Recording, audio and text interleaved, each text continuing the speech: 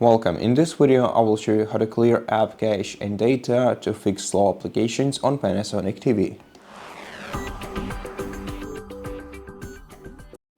Now, if you want to clear the cache of all applications and fix the overall system stability, you're gonna have to go to the settings by navigating to the gear icon in the top right corner of the screen, opening all settings. Then you're gonna have to open system menu, and here in the system menu, let's open storage. Now, we can select free up storage and then select clear cache. This will clear all the cache in all the applications.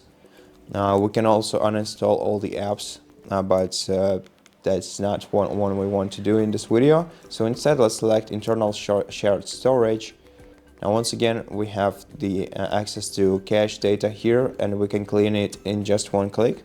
But if you want to clean the data or cache for some specific application, then you're gonna have to go to the apps menu and then select see all apps, and here you will find all the applications on your TV.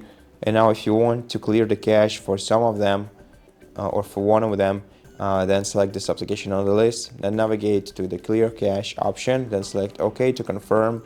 And in the same way, you can clear data for this app and then just return back to the home screen and try relaunching this application and see if the performance has improved for you. And that's it for this video.